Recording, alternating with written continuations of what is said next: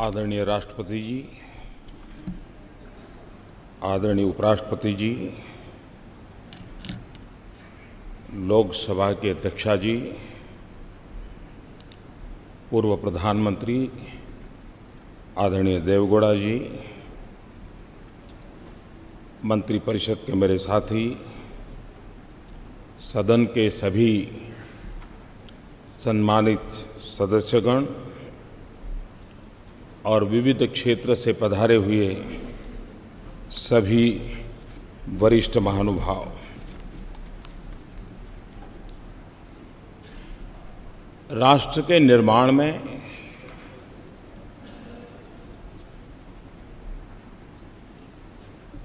कुछ ऐसे पल आते हैं जिस पल पर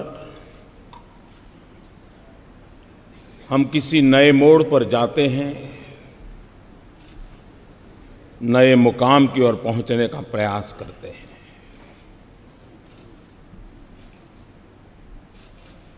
आज इस मध्यरात्रि के समय हम सब मिलकर के देश का आगे का मार्ग सुनिश्चित करने जा रहे हैं।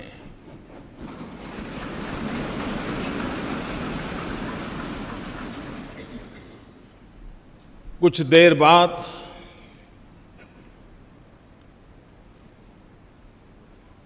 देश एक नई व्यवस्था के ओर चल पड़ेगा। 125 करोड़ देशवासी इस ऐतिहासिक घटना के साक्षी हैं। जीएसटी की ये प्रक्रिया ये सिर्फ अर्थव्यवस्था के दायरे तक सीमित है, ऐसा मैं नहीं मानता। पिछले कई वर्षों से अलग अलग महानुभावों के मार्गदर्शन में, नेतृत्व में, अलग अलग टीमों के द्वारा जो प्रक्रियाएं चली हैं, वो एक प्रकार से भारत के लोकतंत्र की, भारत के संघीय ढांचे की,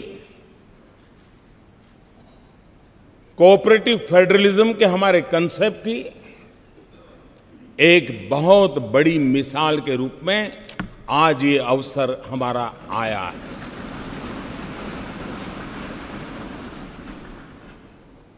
इस पवित्र अवसर पर आप सब अपना बहुमूल्य समय निकाल करके आए हैं। मैं हृदय से आपका स्वागत करता हूं, आपका आभार व्यक्त करता हूं।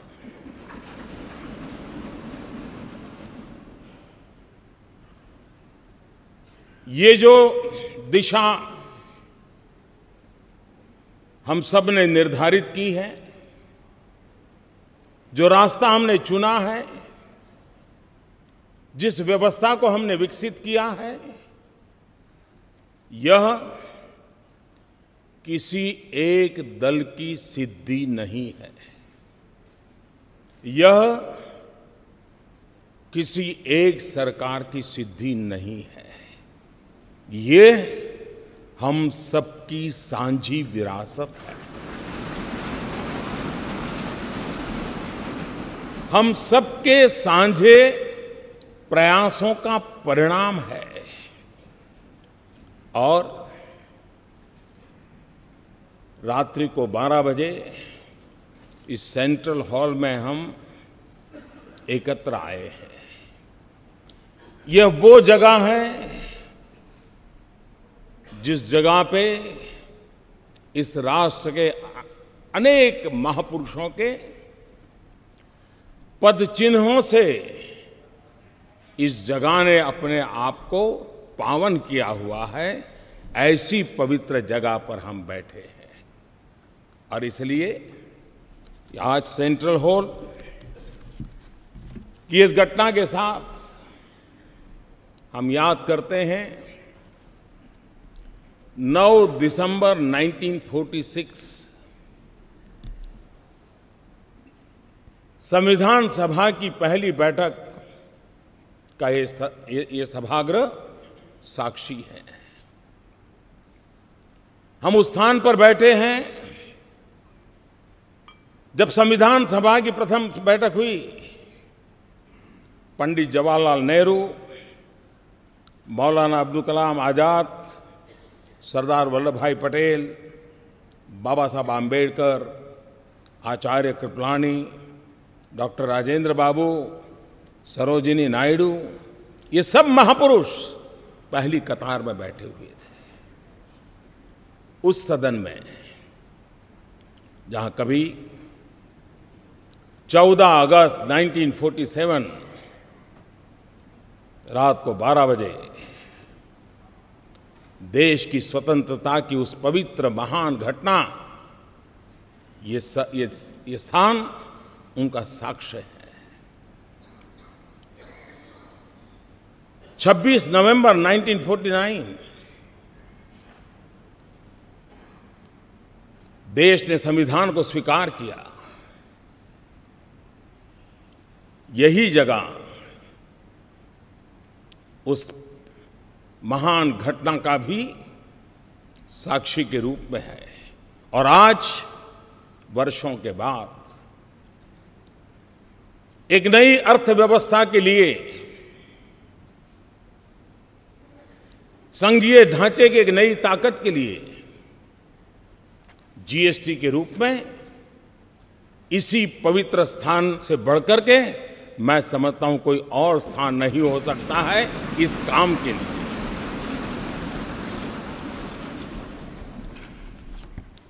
संविधान का मंथन 2 साल 11 महीने और 17 दिन तक चला था। हिंदुस्तान के कोने कोने से विद्वत जन उस बहस में हिस्सा लेते थे, वाद विवाद होते थे, राजी नाराजी होती थी, सब मिलकर के बहस करते थे, रास्ते खोजते थे। कभी इस पार कभी उस पार नहीं जा पाए तो बीच का रास्ता खोज करके चलने का प्रयास करते थे। ठीक उसी तरह ये जीएसटी भी एक लंबी विचार प्रक्रिया का परिणाम है। सभी राज्य समान रूप से, केंद्र सरकार उसी की बराबरी में और सालों तक चर्चा की है। संसद में इसके पूर्व के भी सांसदों ने, उसके पूर्व के सांसदों ने लगातार इस पर बहस की है। एक प्रकार से best brains of the country, उन्होंने लगातार इस काम को किया है और उसी का परिणाम है कि आज ये जीएसटी को हम साकार रूप में देख सकते हैं। जब संविधान बना तो संविधान ने पूरे देश के नागरिकों को समान अवसर, समान अधिकार, उसके लिए सुनिश्चित व्यवस्था खड़ी करती थी। और आज जीएसटी एक प्रकार से सभी राज्यों के उन मोतियों को एक धागे में परोने का और आर्थिक व्यवस्था के अंदर एक सुचारू व्यवस्था लाने का एक अहम प्रयास है। जीएसटी ये कोऑपरेटिव फेडरलिज्म की एक मिसाल है जो हमें हमेशा हमेशा और अधिक साथ मिलकर चलने की ताकत देगी। जीएसटी ये टीम इंडिया का क्या परिणाम हो सकता है, ये टीम इंडिया की कर्तृत्व शक्ति का, सामर्थ्य का परिचायक है।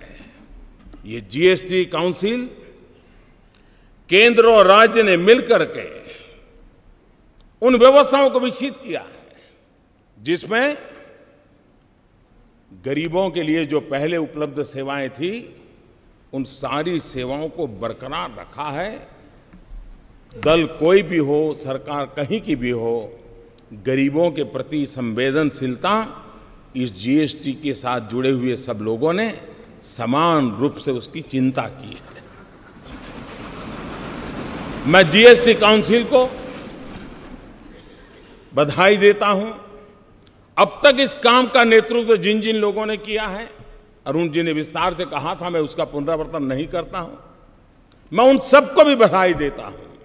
इस प्रक्रिया को जिन जिन लोगों ने आगे बढ़ाया उन सबको मैं बधाई देता हूं। आज जीएसटी काउंसिल की 18वीं मीटिंग हुई और थोड़ी देर के बाद जीएसटी लागू होगा। ये भी संयोग है कि गीता के भी 18 अध्याय थे और जीएसटी काउंसिल की भी 18 मीटिंगें हुई और आज हम उस सफलता के साथ हम आगे बढ़ रहे हैं। एक लंबी प्रक्रिया थी, परिश्रम थी, शंका आशंकाएं थी, राज्यों के मन में गहरे सवाल थे, लेकिन अथाग पुरुषार्थ, परिश्रम, दिमाग की जितनी भी शक्ति उपयोग में लाई जा सकती है, ला करके इस कार्य को पार किया है। चाणक्य ने कहा था, यद्दुरम यद्दुराद्यम यच्च दुरे व्यवस्थितम तत्सर्वम तपसा साध्यम तपो ही दुर्ति क्रमम। चाणक्य के इस वाक्य ने हमारी इस पूरी जीएसटी प्रक्रिया को बड़े अच्छे ढंग से कहा है। कोई वस्तु कितनी ही दूर क्यों न हो, उसका मिलना कितना ही कठिन क्यों न हो, वो पहुंच से कितनी ही बाहर क्यों न हो, कठिन तपस्या और परिश्रम से उसे भी प्राप्त किया जा सकता है और ये आज हुआ है। हम कल्पना करें कि देश आजाद हुआ, 500 से ज्यादा रियासतें थी। अगर सरदार वल्लभ भाई पटेल ने इन रियासतों को मिलाकर के देश को एक न किया होता, देश का एकीकरण न किया होता, तो भारत का राजनीतिक मानचित्र कैसा होता, कैसा बिखराव होता। आजादी होती लेकिन देश का वो मानचित्र कैसा होता। जिस प्रकार से सरदार वल्लभ भाई पटेल ने रियासतों को मिलाकर के एक राष्ट्रीय एकीकरण का बहुत बड़ा काम किया था, आज जीएसटी के द्वारा आर्थिक एकीकरण का एक महत्वपूर्ण काम हो रहा है।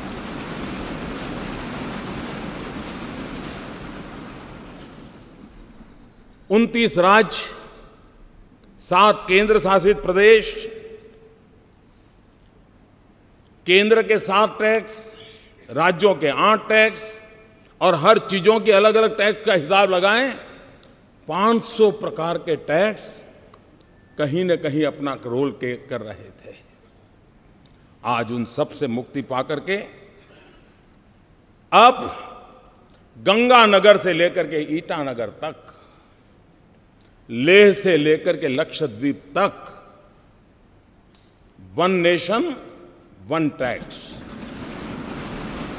ये सपना हमारा साकार होके रहेगा। और जब इतने सारे टैक्स, 500 अलग अलग हिसाब लगाए, 500 टैक्स। आल्बर्ट आइंस्टाइन प्रखर वैज्ञानिक, उन्होंने एक बार बड़ी मजेदार बात कही थी। उन्होंने कहा था, दुनिया में अगर कोई चीज समझना सबसे ज्यादा मुश्किल है तो वो है इनकम टैक्स। ये आल्बर्ट आइंस्टाइन ने कहा था। मैं सोच रहा था अगर वो यहां होते तो पता नहीं ये सारे टैक्स देख करके क्या कहते, क्या सोचते। और इसलिए, और हमने देखा है कि उत्पाद के अंदर के उत्पादन में तो ज्यादातर कोई बहुत असमानता नहीं आती है, लेकिन जब प्रोडक्ट बाहर जाता है राज्यों के अलग अलग टैक्स के कारण असमानता दिखती है। एक ही चीज दिल्ली में एक दाम होगा, 25-30 किलोमीटर दूर गुरुग्राम में दूसरा लगेगा, और उधर नोएडा में गए तो तीसरा होगा। क्यों? क्योंकि हरियाणा का टैक्स अलग, उत्तर प्रदेश का टैक्स अगर, दिल्ली का टैक्स अलग। इन सारी विविधताओं के कारण सामान्य नागरिक के मन में सवाल उठता था कि मैं गुरुग्राम जाऊं तो यही चीज मुझे इतने में मिल जाती है, मैं वही चीज नोएडा जाता हूं तो इतने में मिलती है, और दिल्ली में जाता हूं तो इतने में मिलती है। एक प्रकार से हर किसी के लिए कंफ्यूजन की स्थिति रहती थी, और पूंजी निवेश में भी विदेशों के लोगों के लिए ये सवाल रहता था कि भाई किस एक व्यवस्था हम समझते हैं और काम कहीं सोचते हैं तो दूसरे राज्य में दूसरी व्यवस्था सामने आती है, और एक कंफ्यूजन का माहौल बना रहता था। आज उस पर से हम मुक्ति की ओर आगे बढ़ रहे हैं। अरुण जी ने बड़ा विस्तार से वर्णन किया है कि जीएसटी के कारण ऑक्ट्रॉय की व्यवस्था हो, एंट्री टैक्स हो, सेल टैक्स हो, वैट हो, न जाने कितनी चीजें, सारा वर्णन उन्होंने विस्तार से किया, सब खत्म हो जाएगा। हम जानते हैं कि हम एंट्री के टोल पर घंटों तक हमारे व्हीकल खड़े रहते हैं, देश का अरबों खरबों का नुकसान होता है। फ्यूल के जलने के कारण पर्यावरण का भी उतना ही नुकसान होता है। इस सारी व्यवस्थाएं सिमलेस होने के कारण एक प्रकार से उन सारी अव्यवस्थाओं में से एक मुक्ति का मार्ग हमें प्राप्त होगा। कभी कभार पेरिसेबल गुड खास करके समय पर पहुंचना बहुत आवश्यक होता था, लेकिन वो जब नहीं पहुंचता था तो उसके कारण उस पहुंचाने वाले का भी नुकसान होता था, और जो प्रोसेसिंग करता था उसका भी नुकसान होता था। इन सारी जो व्यवहार जीवन की अव्यवस्थाएं थी, उन अव्यवस्थाओं से आज हम मुक्ति पा रहे हैं और हम आगे बढ़ रहे हैं। जीएसटी के तौर पर देश एक आधुनिक टैक्सेशन सिस्टम की ओर आज कदम रख रहा है, बढ़ रहा है। एक ऐसी व्यवस्था है जो ज्यादा सरल है, ज्यादा पारदर्शी है। एक ऐसी व्यवस्था है जो काले धन को और भ्रष्टाचार को रोकने में एक अवसर प्रदान करती है। एक ऐसी व्यवस्था है जो ईमानदारी को अवसर देती है, जो ईमानदारी से व्यापार करने के लिए एक नया उत्साह और उमंग भरने की व्यवस्था इससे मिलती है। एक ऐसी व्यवस्था है जो नए गवर्नेंस के कल्चर को भी लेकर के आती है, और जिसके द्वारा जीएसटी हम लेकर के आए हैं। भाइयों साथियों, टैक्स टेररिज्म और इंस्पेक्टर राज, ये बात कोई नई नहीं है। सब दूर ये शब्द हम सुनते आए हैं। परेशानी भुगतने वालों से हमने उस चिंता को अनुभव किया है, और जीएसटी की इस व्यवस्था के कारण, टेक्नोलॉजिकली सारा ट्रेल होने के कारण, अब अफसरशाही, उसके लिए ग्रे एरिया बिल्कुल समाप्त हो रहा है। उसके कारण जो सामान्य व्यापारियों को, सामान्य कारोबारियों को, अफसरों के द्वारा जो परेशानियां होती रही हैं, उससे मुक्ति का मार्ग इस जीएसटी के द्वारा कोई ईमानदार व्यापारी बेवजह परेशान हो, वो दिन इसके साथ खत्म होने की पूरी संभावना इस जीएसटी के अंदर है। इस पूरी व्यवस्था में छोटे व्यापारियों को 20 लाख तक का व्यापार करने वालों को पूरी तरह मुक्ति दे दी गई है, और जो 75 लाख तक है उनको भी कम से कम इस चीजों से जुड़ना पड़े, इसकी व्यवस्था की है। ये बात ठीक है कि स्ट्रक्चर में लाने के लिए कुछ व्यवस्थाएं की है, लेकिन वो मिनिमम व्यवस्थाएं, नाम मात्र की व्यवस्थाएं की गई हैं, और उसके कारण सामान्य मानवी जो है उसके लिए इस नई व्यवस्था से कोई बोझ होने वाला नहीं है। साथियों, जीएसटी की व्यवस्था ये बड़ी बड़ी आर्थिक भाषा में जो बोला जाता है वहां तक सीमित नहीं है। बड़े बड़े शब्द इसके साथ जोड़े जाते हैं, लेकिन अगर सरल भाषा में कहूं कि देश के गरीबों के हित के लिए ये व्यवस्था सबसे ज्यादा सार्थक होने वाली है। आजादी के 70 साल के बाद भी हम गरीबों तक जो पहुंचा नहीं पाए हैं, ऐसा नहीं कि प्रयत्न नहीं हुए हैं, सब सरकारों ने प्रयत्न किए हैं, लेकिन संसाधनों की मर्यादा रही है कि हम हमारे देश के गरीब की उन आवश्यकताओं की पूर्ति में कहीं न कहीं कम पड़े हैं। अगर हम संसाधनों को सुव्यवस्थित ढंग से, और बोझ किसी एक पर न जाए, बोझ स्प्रेड हो जाए, हॉरिजॉन्टल जितना हम स्प्रेड करें उतना ही देश को वर्टिकल ले जाने की सुविधा बढ़ती है। और इसलिए उस दिशा में जाने का काम, अब वो कच्चा बिल पक्का बिल ये सारी खेल खत्म हो जाएंगे, बड़ी सरलता हो जाएगी। और मुझे विश्वास है छोटे मोटे व्यापारी भी ये जो गरीब को बेनिफिट मिलने वाला है वो जरूर उसको ट्रांसफ़र करेंगे, ताकि गरीब का भला हम लोगों का आगे बढ़ाने के लिए बहुत बहुत काम आने वाला है। कभी कभी आशंकाएं होती हैं कि ये होगा, दिखना नहीं होगा, फलाना नहीं होगा। और हमारे देश में हम जानते हैं कि जब 10th और 12th के रिजल्ट ऑनलाइन देने की शुरुआत की और एक साथ सब गए जब, तो सारा हैंगअप हो गया और दूसरे दिन खबर यही बन गई कि ऐसा हो गया। आज भी काफ़ी इसी चर्चा होती है।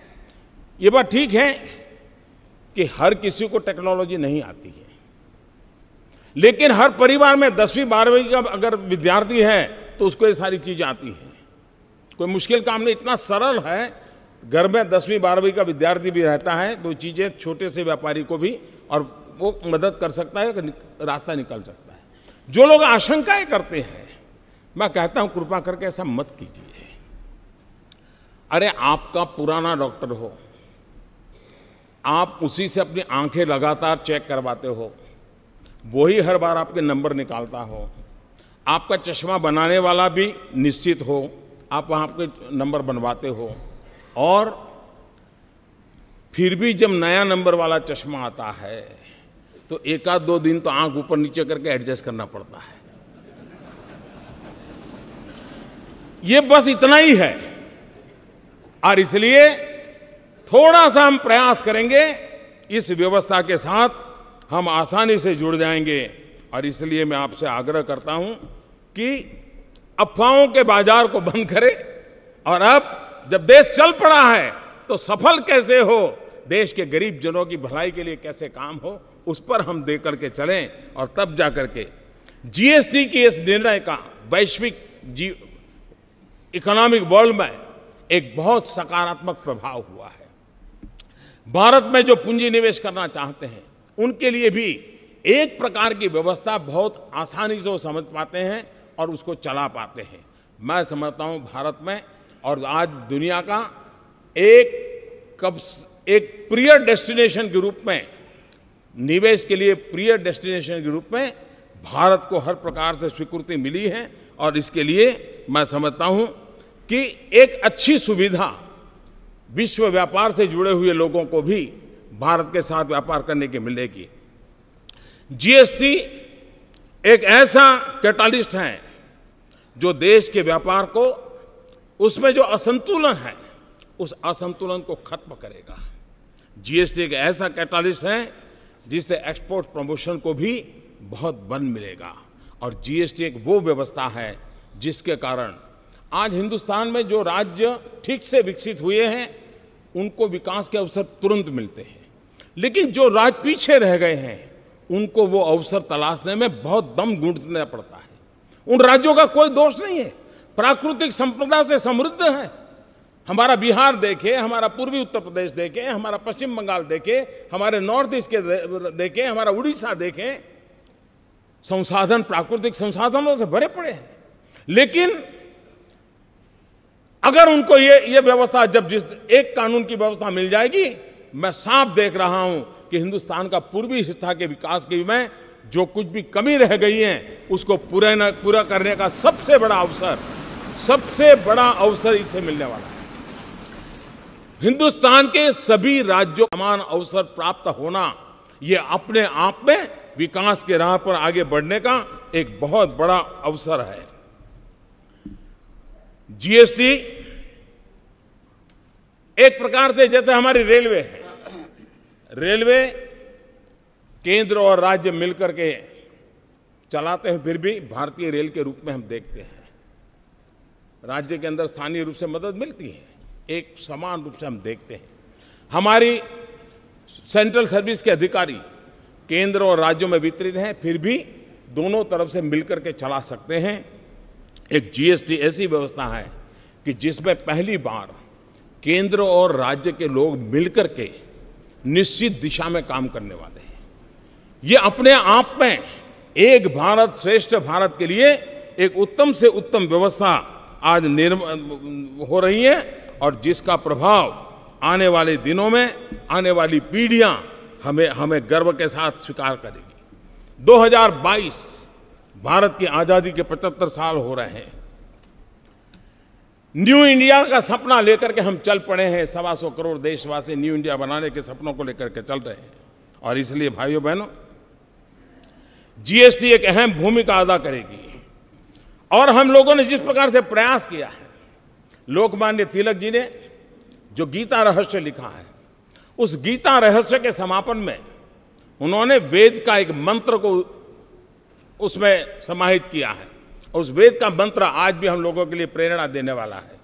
और लोकमान्य तिलक जी ने कहा है, उसका उल्लेख किया हुआ है, मूलतः ऋग्वेद का एक श्लोक है, समानी वह आकृति ही समाना हृदयानि वह समानमस्तु वो मनो यथा वह सुसहासति।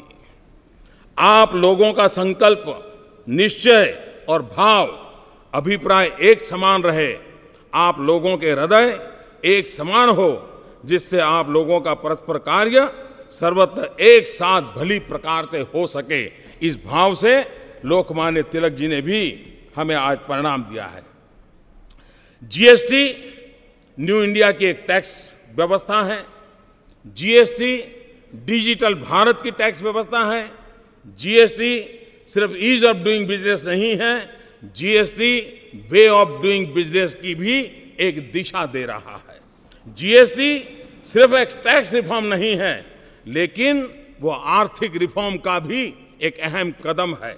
जीएसटी आर्थिक रिफॉर्म से भी आगे एक सामाजिक रिफॉर्म का भी एक नया तबका, जो एक ईमानदारी के उत्सव की दिशा में ले जाने वाला ये बन रहा है।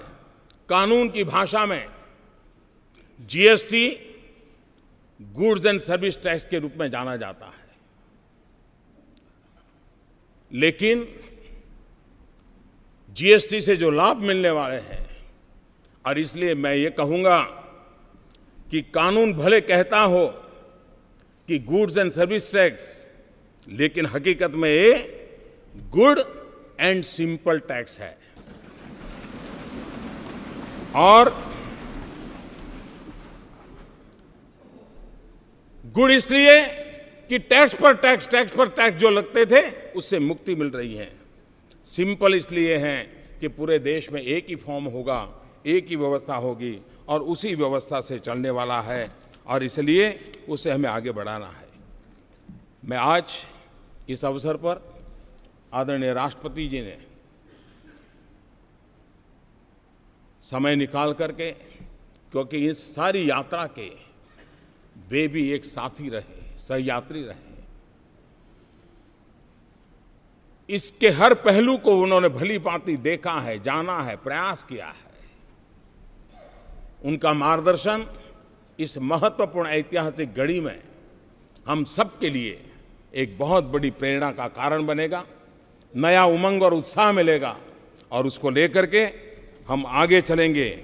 मैं आदरणीय राष्ट्रपति जी से मैं उनका बहुत आभारी हूं कि वो आज आए हम सबका मार्गदर्शन करने के लिए, और